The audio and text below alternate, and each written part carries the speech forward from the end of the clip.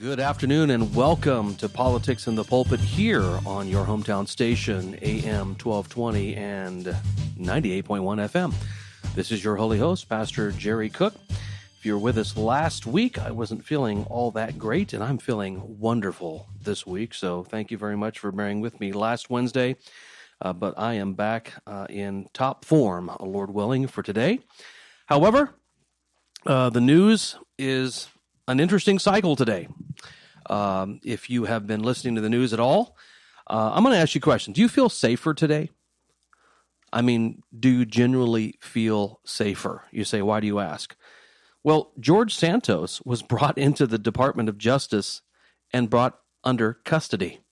Yeah, the George Santos, the guy that lied about everything on his resume, that's a Republican there in New York, congressman.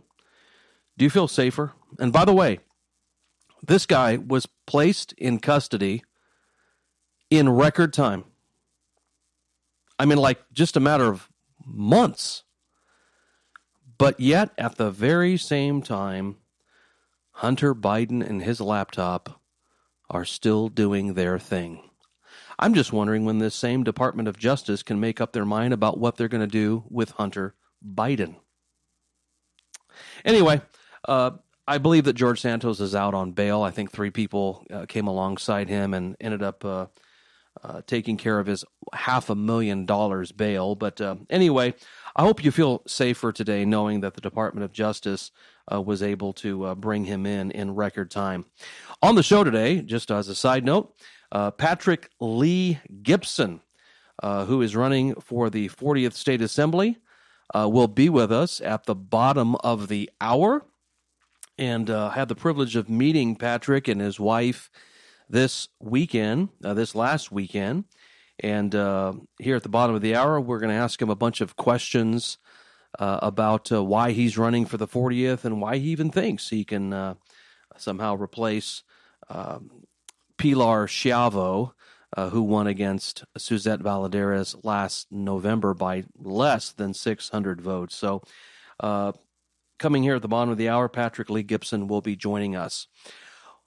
Over the course of the last couple of weeks, we've been kind of talking about this whole transgendered issue, and of course, that's been in the news, ad nauseum. But just today, the state of Washington, our friendly blue state to the north, the governor of that state, Jay Inslee, has signed a bill that is basically going to allow minors without parental consent to undergo gender-affirming care. Now, what's interesting about this particular bill that was passed by a majority Democratic state assembly there in Washington is the AP's headline for this particular bill. Now, the AP, for those of you who are not in the know and do not have your head in the weeds of politics every day, the AP is the Associated Press, and this is their headline concerning this particular bill. Quote, trans minors protected from parents under Washington law. If you want to see that for yourself, it's hotair.com,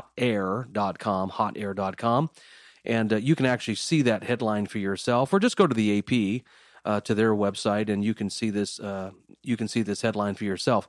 But I don't know if that's intentional, if that was meant to just basically get clicks, or this is exactly what they believe. This is why I've been saying for the last several weeks that there is indeed an attack on parents. And when the AP says trans minors protected from parents under Washington law, I'm just wondering what kind of parents that hold to certain particular religious or maybe conservative views are these minors protected from? Because obviously these trans minors wouldn't be protected from those who would agree with their transitioning to gender-affirming care. I'm assuming it would probably only come from parents who have conservative traditional values or are Christians who would not agree with this, quote, gender-affirming care. So again, the AP basically in their own headline, underscores their bias against these parents. Quote, trans minors protected from parents under Washington law. So what exactly does this particular bill do? Well, according to the bill, licensed shelters and host homes in Washington had generally been required to notify parents within 72 hours when a minor came into their care.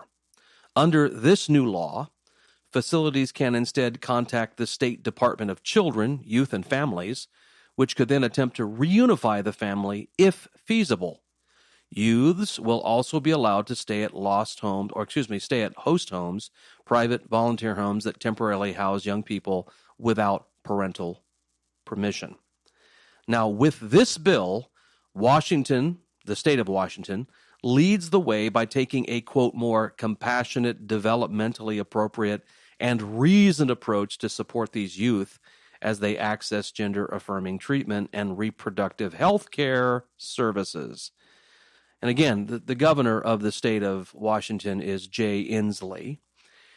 Notice how he says, with this bill, Washington leads the way by taking a more compassionate, developmentally, and reasoned approach to support these youth.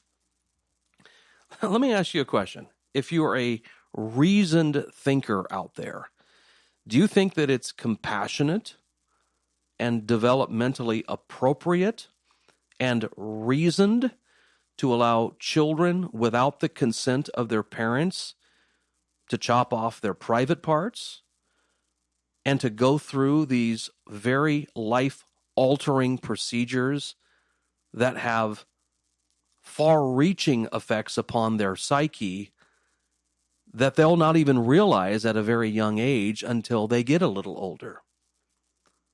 Again, I do believe that there is a insidious attempt from the left in particular to essentially say that the state is the parent and the parent has no say over the state. We are in officially a nanny society where the state will have total control over your children. I know this sounds an awful lot like, Germany in the late 1930s and early 1940s, where essentially the state took over all the children, essentially.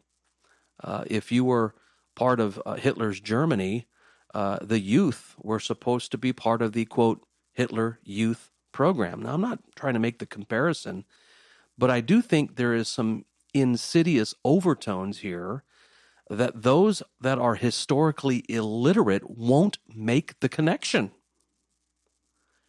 And folks, I don't know about you, especially if you're a parent listening today, this should incense you, this should enrage you, because you know that what happened north of us in the state of Washington will inevitably happen here in the state of California, because obviously we here in California are not to be outdone by another leftist state. But that's enough about the transgender issue for right now. Let me ask you another question. Do you think that you're part of a cult?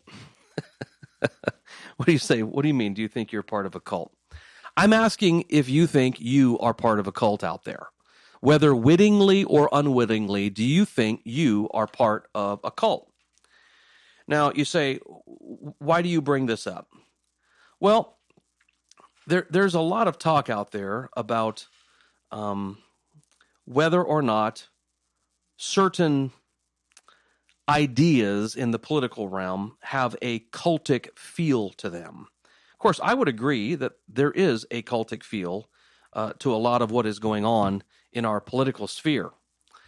But there's one particular movement that has really been gaining steam over the course of the last 10 years that has been with us for over 50 years, maybe a bit longer, that feels like it is a religion.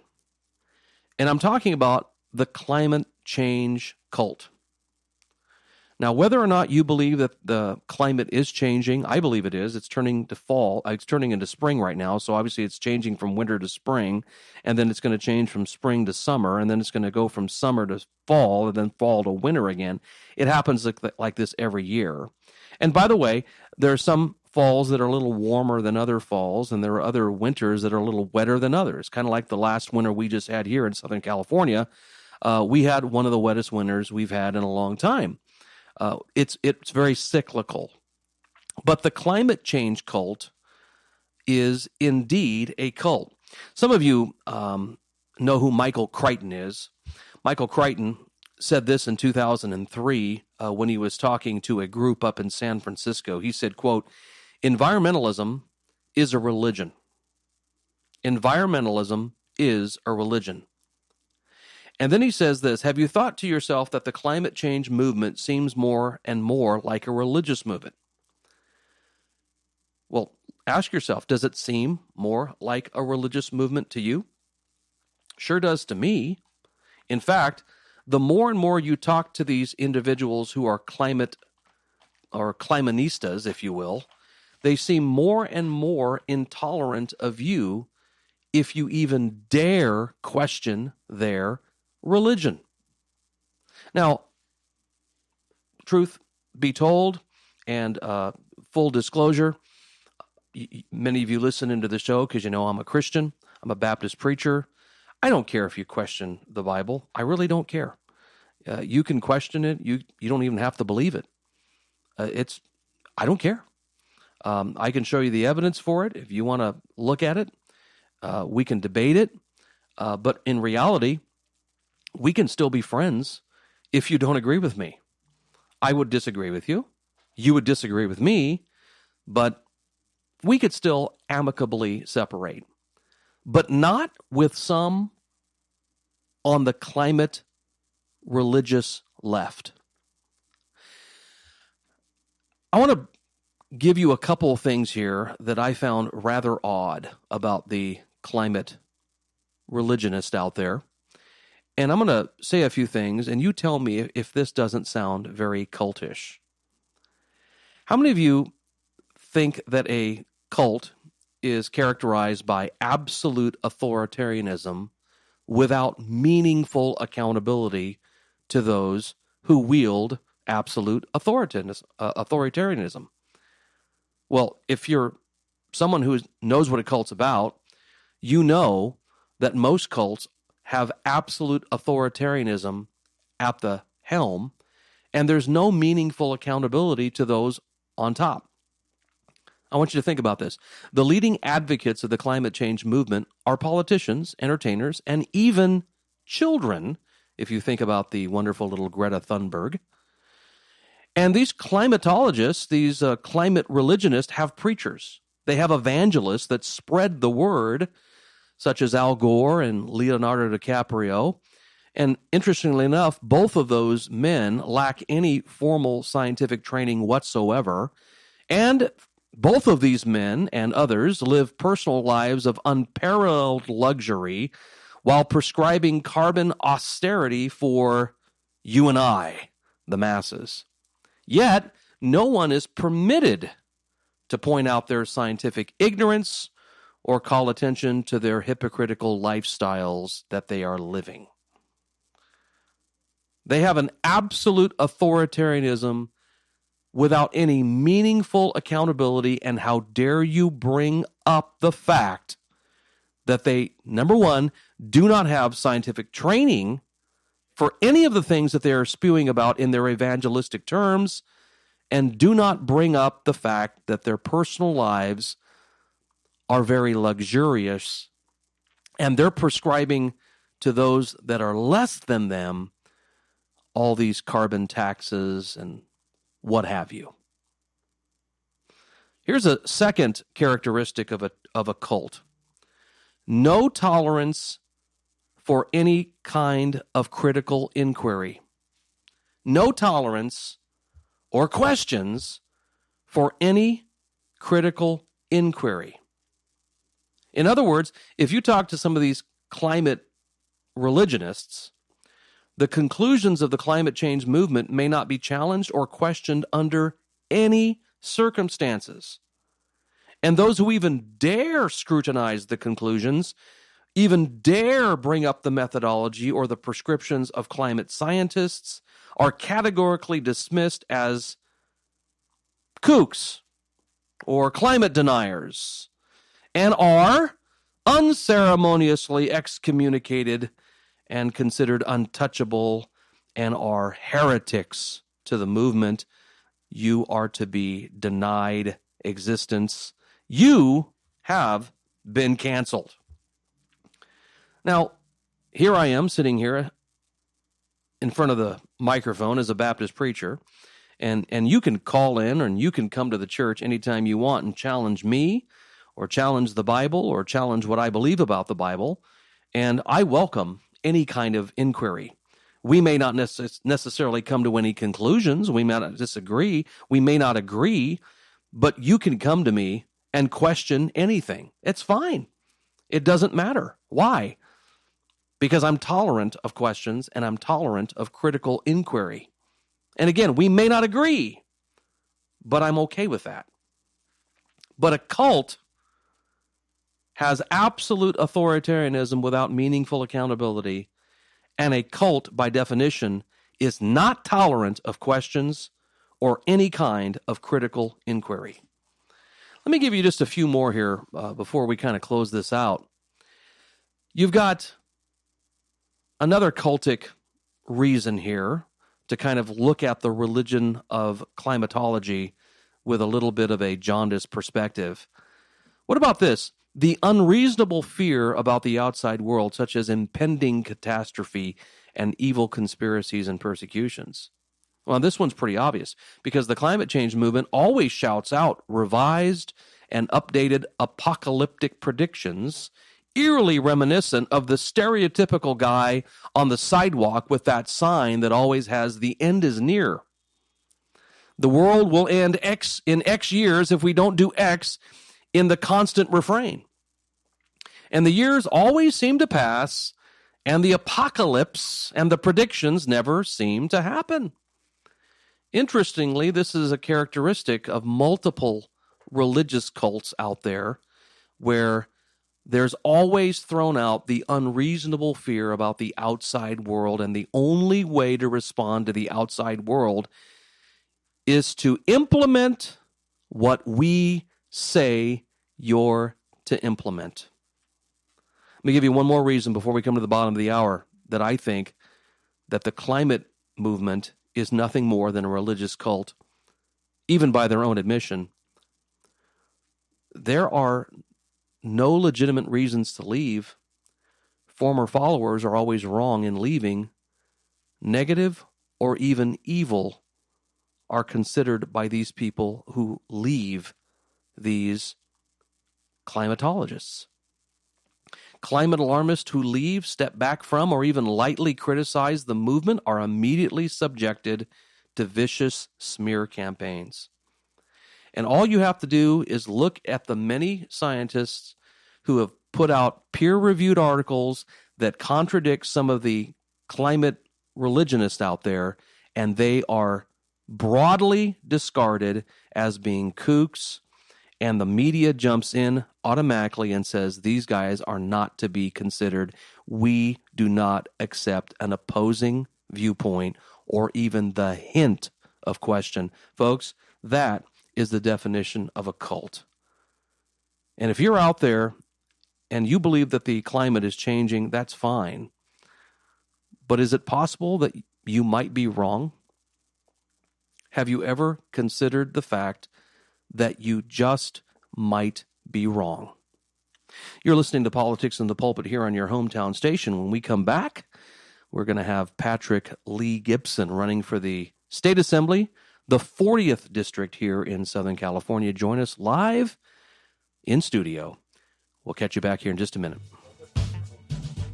1220 and 98.1 FM. I am your holy host, Pastor Jerry Cook, with the Freedom's Way Baptist Church right here in the beautiful Santa Clarita Valley.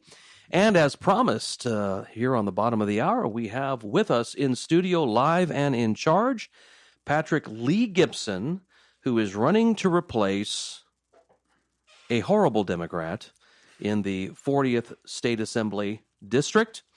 Patrick Lee Gibson, say hello to the folks here on Politics in the Pulpit. Hello, everyone. It's nice to be here. Thank you for having me on, Jerry. Appreciate it. It is a privilege to see you again, sir. And, of course, we have the privilege of meeting each other for the first time just over the weekend, including your dear wife. And why don't you provide the listeners, if you would, Patrick, just a thumbnail sketch of who Patrick Lee Gibson is? Thumbnail sketch. Let's just make it, married. Have Married father, with children. Married with children. Okay. The song automatically comes into my head. Exactly. Frank Sinatra, 1955. Good song. I am currently 24 years LA County Sheriff's Deputy, Department Deputy. Thank you very much for your service. I appreciate it. I'll be retiring in August, so my term will be done there. Hopefully I'll be switching over to the Assembly. Okay, and you're retiring because of the run, or you're retiring because of Gascon? There's many parts of that. So I could say a little bit of both on all of those. So, sure. Yeah, absolutely. Sure. And what would you say was probably the most interesting part of your 24 years?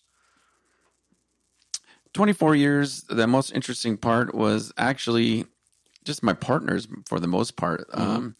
They're a variety of people who are deputies and they're in law enforcement, and you get the ones who are just stone cold face, don't say anything, they just do their job. And then you got the characters all day long who just can't help but, they need to be in stand-up or something like that. Uh-huh. And everywhere in between, you got a lot of really good people there. Yeah. So I'm going to miss them the most. No doubt. And I had the privilege of meeting your wife on Sunday, and obviously it is important when you're running to have family behind you. And so tell us a little bit about your wife and how she was kind of an impetus to kind of get you to run.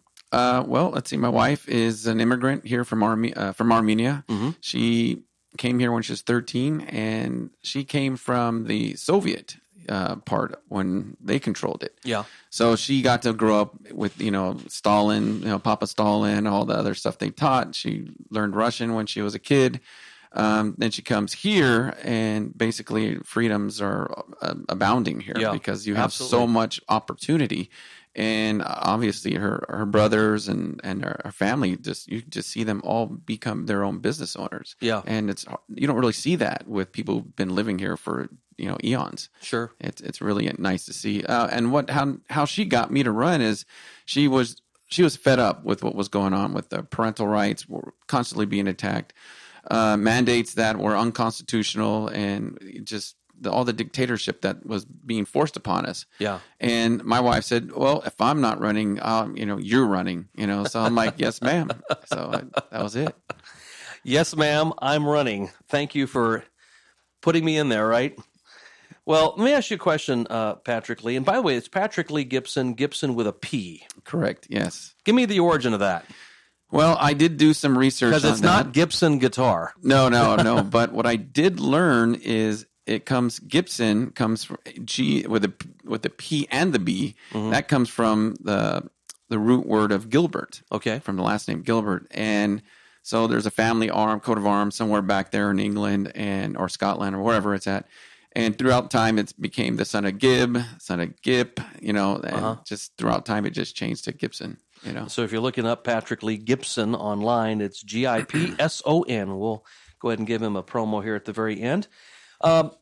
Patrick Lee, when we first talked on the phone a few weeks ago, and of course, how I was introduced to you was through a friend of ours who's also running here in California.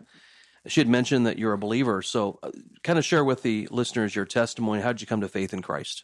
Faith in Christ was a necessary part of my life. Mm-hmm. Growing up, my parents were very unstable, mm-hmm. As you can say. My dad was alcoholic, mm-hmm. and mom was just trying to hold the family together. Sure. And my mom had a friend.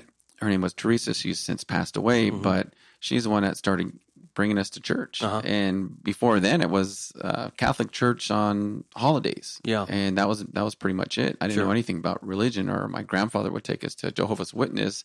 And we just went with them because we knew afterwards we were going to go have McDonald's and get a Happy Meal, So until I got older later, I understood the necessity of going to church and having God in your life. Uh-huh.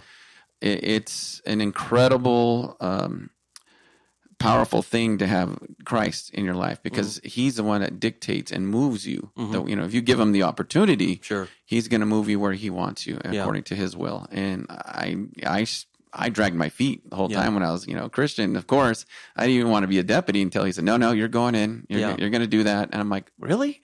And then pretty much I said, fine. I gave up, give up to God and said, I'll do whatever you want me to do. Yeah. So, yeah.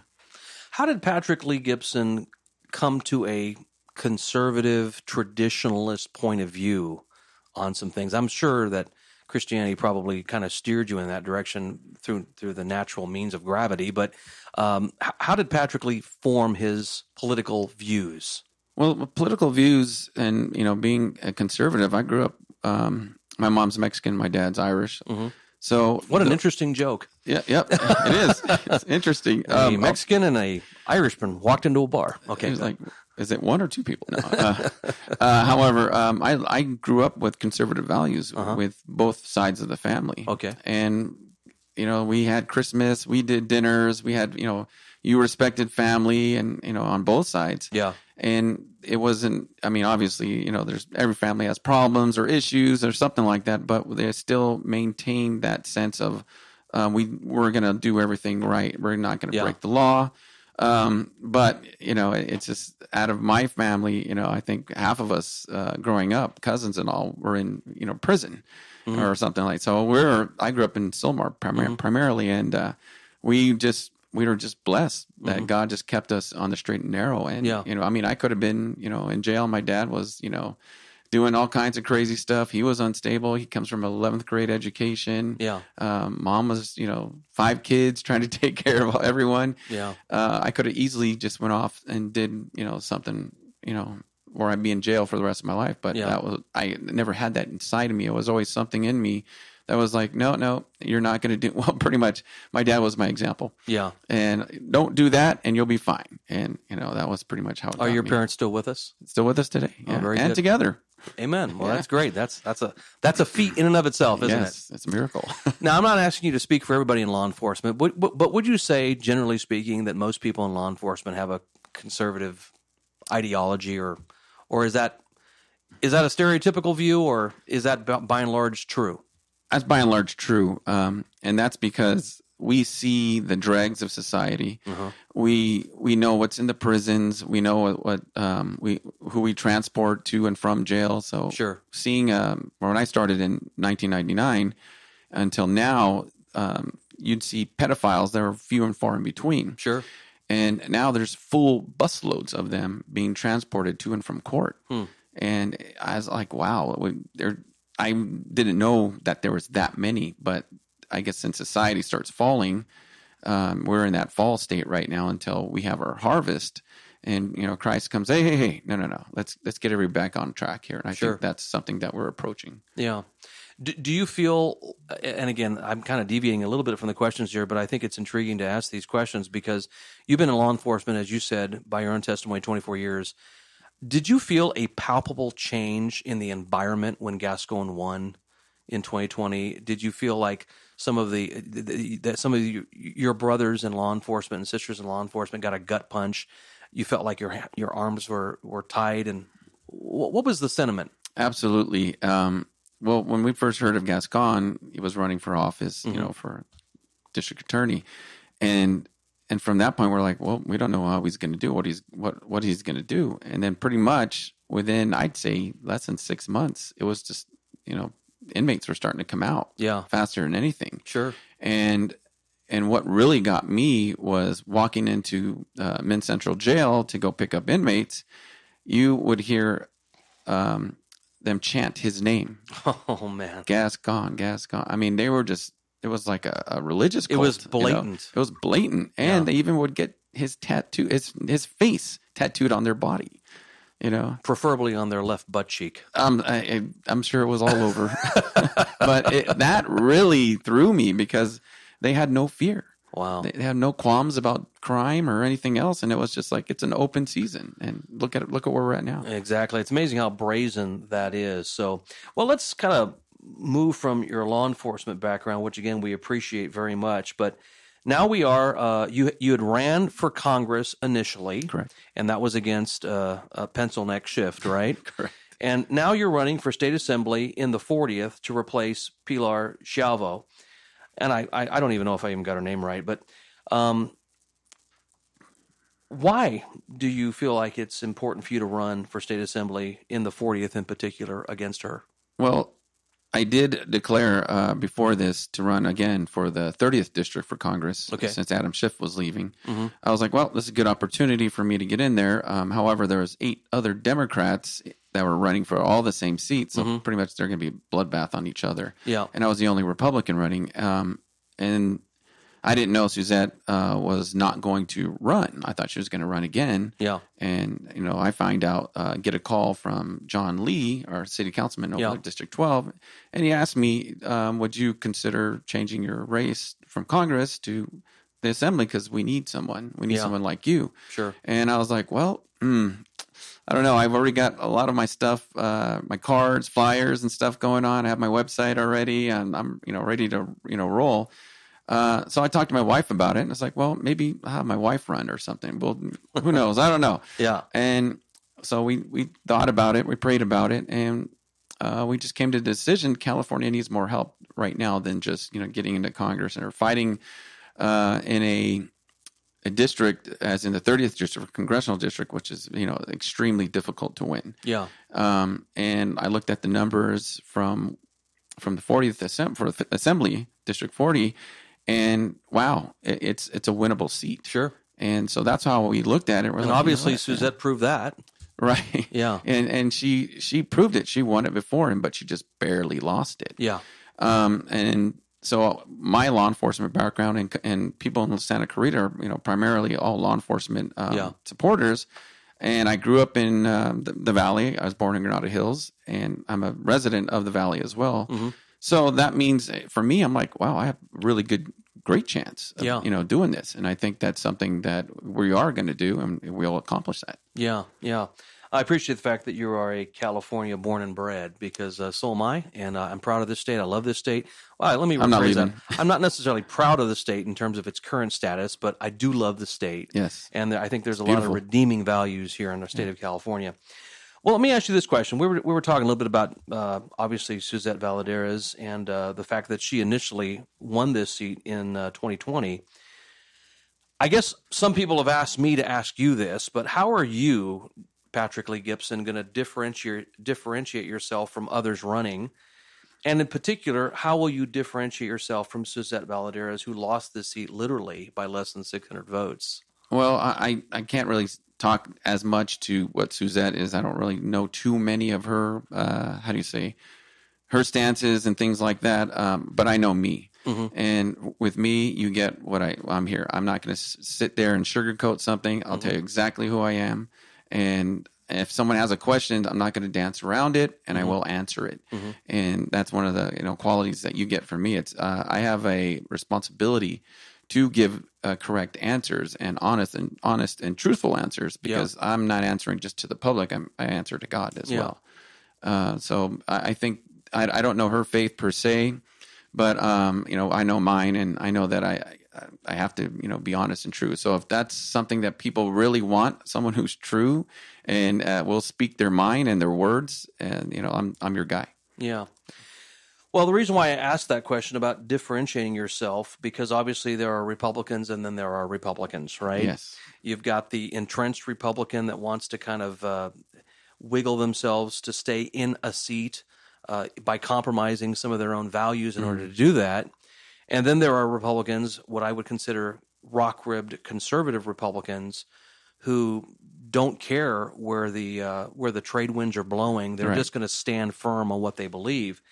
And I believe with all my heart, and as a pastor for 21 years, and being connected not only in my own congregation but many within this valley, I do believe that Suzette potentially may have lost that seat by less than 600 votes, based upon some Christians and some conservatives sitting on their hands because she allowed that state constitution amendment to be placed on the ballot back in November, basically making California a go-to state for abortion. Right. And so I guess I'll ask you this question. Where does Patrick Lee Gibson stand on abortion? Abortion, I believe we could do better. Mm-hmm. And I think with abortion, I'm pro-life. Mm-hmm. I'll tell you right now. It begins at inception. Uh-huh. And for me to say, hey, I'm gonna shove this down your throat. You know what? I'm not going to sit there and tell you, because you have a choice. You're going to make whatever choice you're going to make. That's on you. Yeah. My beliefs are my beliefs. Sure. But if you want to end up, saying, hey, Patrick Gibson's pro-life and he's this, and this, I'm like, okay, that's fine with me. Yeah. But I'm not going to go back on my values. I'm not going to go and say, hey, I'm going to, wriggle around the answer. It is what it is. Yeah. However, unfortunately, with California, abortions are only thing that is given. Yeah. You don't have any other choice. Yeah. So that's one of the things that I do want to change is give, mothers a choice, families a choice. How do we help them? Well, stop giving to all the abortion clinics. Mm-hmm. Start making other clinics where you have families and they can take care of, women who actually do want to have children. Adoptions, all of that stuff, you know? So there's so much more we can do. California can do better. Yeah. And instead of just straight up abortions, that's your only answer. Yeah. I think we could do better. Yeah, it essentially makes California the murder mill in all 50 states. I mean, New York is probably very close behind, but yeah, California becomes the murder mill, and that's essentially what Gavin Newsom is going to make his bread and butter. I mean, obviously we know he's not running again. There's an inkling in my heart that he's still trying to run for president of the United States. I think so too. But the fact of the matter is, when we come back here on Politics in the Pulpit, we're gonna hang out here with Patrick Lee Gibson for the next little section here, and we'll ask him a couple more questions, and then we'll let you guys know how you can get a hold of Gibson, read his platform, and maybe even give him some money. So we'll be back here on your hometown station in just a second. And we're here on your hometown station, 98.1 FM and AM 1220. And if you've been listening in for the past 15, 20 minutes, we have in studio with us today Patrick Lee Gibson, who is running for the 40th State Assembly District right here in Southern California to unseat Pilar Schiavo. And we're praying and hoping that does occur. And we've been talking to Patrick about, why did he decide to run for this assembly seat, and how would he differentiate himself among others that are running? We were just talking briefly here during the break that there is somebody else that is running for this seat on the Republican ticket. I have no idea who that gentleman is, other than to simply say David Graves, as far as I know. But I do know Patrick Lee Gibson. And so right now, that is who we are talking to. So let me ask you this question real quickly during this last segment, Patrick. What does it mean to Patrick Lee Gibson to be a conservative? A conservative, well, obviously it's something there, I don't know, it's just innate. It should be an innate in you to be conservative, meaning that you're not going to go and do something crazy, jump off a cliff because everyone else is doing it. Mm-hmm. You're going to make sure that you take care of your family. You have family values, traditional family values, mom, dad, all the other stuff, which is fine. It works for my family. Sure. It could be different for others. It's on them. But regardless of all that, we actually believe in choice. Yes, there's a choice. Absolutely. We live in the United States of America. If you want to screw up your life, go right ahead. It's completely up to you how you want to live your life. I believe that school is good. If you have a trade, that's good as well. As long as you're contributing and you're not sitting there complaining that you're not getting enough, well, you start working. Start doing something. Get an education. If you can't do that, start learning a skill. That's how I grew up. We had auto shop, wood shop, all those other shops that are not available in schools now. They're all gone. But it taught me traditional values of how to go out and get a job. If you're going to get married, you need to get a really good job to take care of your family. And then it's just traditions of keeping your family safe. And then hence lies the Second Amendment. I think that's one of the other good things about it is we're able to take care of our families and defend them. Obviously, with law enforcement, being defunded so much, a lot of people can't do that anymore. Yeah. And they have to rely on their own, gumption. And how do I do that? Yeah. So it's just taking care of yourself and your family. Yeah. So I'll ask you a fun question here. It has really nothing to do with your candidacy, but obviously we're almost or essentially in the throes of a presidential campaign. Yeah. Of the Republican candidates who have made it official for 2024, who is Patrick Lee Gibson looking at seriously? I'm not asking you to say, I endorse this guy or I endorse this girl. You know what? But who are you looking at seriously? It's interesting because at first, obviously, being Republican, I voted for Trump twice already. And full disclosure, full disclosure, awesome. And so the next time here, I mean, I don't know who's going to be running on the Republican side other than Trump, but it looks like DeSantis is dipping his feet in there as well. I like DeSantis as well, but however, does he have enough to pull it through? I don't think so. Yeah. It's going to be an interesting thing to see because I've had some problems with Trump as well. That at first I didn't really. It's like, well, why would you push the COVID vaccine so hard and not know anything about it? You know? So that's one of the things that I'm like, we're not experiments as far as I'm concerned, but. There's just some of the things like I mean I don't know what's going on with his law law things whatever's going on with the criminal all the pursuits that are happening in Georgia and New York and other places. That's just it could be several different reasons. I'm sure that he's got tons of attorneys and knows what he's doing. But I mean, it looks like I'm probably going to vote for Trump again. Yeah. You know? Well, I think the Democratic ruse essentially is to bruise him as much as they possibly can. Yeah. Essentially get the passionate conservatives to make him the nominee of the party, and then in the general election he loses to whomever the Democrat is because there's enough independents that go, man, the guy's had this problem. There's a lot of issues. And so I think essentially that's what the Democratic plan is to bruise him as much. And so that's why there are some Republicans saying, well, the wild card is in Florida. And so that's what they're kind of looking at right now, you know. But on the other hand, I'm with you. I think if Trump did win, and again, this is just us musing, not exactly an endorsement, but if Trump did win, he wouldn't have another term. He can basically do what he wants. Yeah, that'd be it. You know, he's I mean, if he's gonna drain the swamp, he's gonna have to do it this time around, right? Yeah, man, we're about to be invaded when Title 42 ends. That's tomorrow, and we're looking at millions of people coming across the border, and that's just not gonna stop. And they're already flooded over there. Yeah, was it Laredo and all the other areas, southern McAllen, El Paso? Wow, man, it's like a mass movement of people, and there's no one really there to handle all that. And what's unfortunate too is the Democrats always frame this idea that we as conservatives are somehow anti-immigrant, which is the furthest thing from the truth. Yeah. Considering your background, my ethnic background, my mom was from the island of Indonesia, went to the Netherlands, and then finally came here in the mid-1960s. My mother-in-law is German, and she came here, I don't know, in the 1970s, I think it was. And all I can say is this. I am so pro-immigrant, it's ridiculous. Yeah. I just want it to be pro-legal immigrant. That's all I want. And some fairness and getting things back to at least, finding out who's coming into our country. Absolutely. Because right now we have military-aged men, and they're from all over the world coming through the southern border. Yeah, and basically the cartel has, the running proxy of our border right now, unfortunately. Pretty much. I'd say, they're one controlling it. Well, on the last couple minutes here, Patrick Lee Gibson, I just thought to say Jesse.